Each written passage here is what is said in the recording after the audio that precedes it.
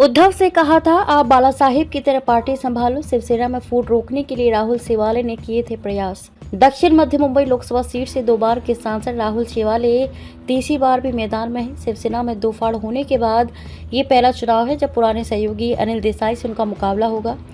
कहा जा रहा है कि पार्टी में टूट की सहानुभूति का फायदा उद्धव गुट के उम्मीदवारों को मिल सकता है। शिवाले ने दावा किया कि उन्होंने उद्धव ठाकरे को ये समझाने की बहुत कोशिश की कि वह शिंदे को सीएम के रूप में स्वीकार करें और बाला साहेब की तरह पार्टी संभालें।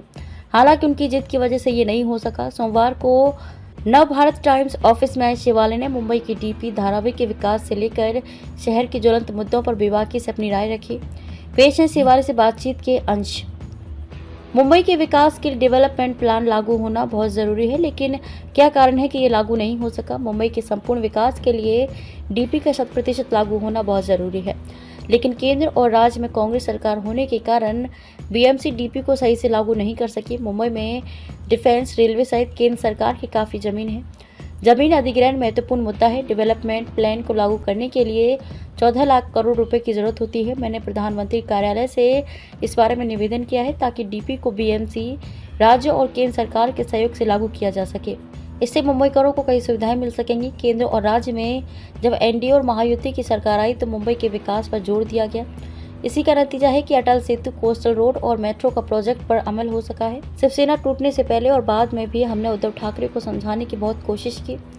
शिवसेना में फूट के बाद 1 महीने तक मैं उद्धव को समझाता रहा कि आप भी पार्टी को टूटने से बचा सकते हैं। मैंने उनसे कहा कि बाला साहेब की तरह आप शिवसेना संभालिए और एकनाथ शिंदे को मुख्यमंत्री के रूप में स्वीकार कीजिए। उनकी जिद की वजह से ये नहीं हो सका।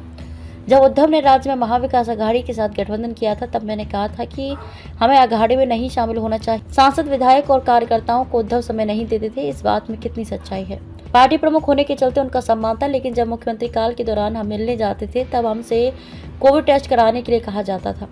इसके लिए हमें इंतजार करना पड़ता था। वहीं दूसरे पार्टी के मंत्री बिजनेसमैन के साथ आते थे तो उन्हें तुरंत बुला लिया जाता था। हमारे सामने ही बिजनेसमैन और दूसरी पार्टी के नेताओं को बुलाकर चाय पिलाई जाती थी। तब मन में खटकता था, भावना गवली का टिकट काट दिया गया। क्या शिंदे के साथ आए नेताओं के साथ अन्याय हो रहा है? पार्टी में फूट के बाद लड़ाई चुनाव आयोग, विधानसभा और सुप्रीम कोर्ट तक गई। आज भी लोकसभा वाले कार्यालय में शिवसेना के सभी 19 सांसद एक साथ टेबल पर बैठते हैं। आज भी शिवसेना के 19 सांसदों का नेता हूँ। जहाँ तक सवाल भावना गवली का टिकट कटने का है, शिंदे ने उनसे चर्चा की है। उन्हें विधान परिषद में भेजकर न्याय करेंगे। धारावी रीडेवलपमेंट की स्थिति क्या है? वडाला में सॉल्ट पेन की जगह का भी उपयोग होगा। पिछले 10 साल में केंद्र सरकार प्रधानमंत्री नरेंद्र मोदी के नेतृत्व में हुए विकास कार्य, राज्य में देवेंद्र फडणवीस से लेकर शिंदे के कार्यकाल तक कई योजनाएं शुरू की गई और जनता को राहत देने की कोशिश की गई। उस क्षेत्र की जनता को अवगत कराऊंगा। विपक्ष के नेताओं पर लगातार ईडी की कार्रवाई हो रही है। ये संयोग है या कुछ और, इसमें हमारा कोई रोल नहीं। ये एक दैवीय संयोग है।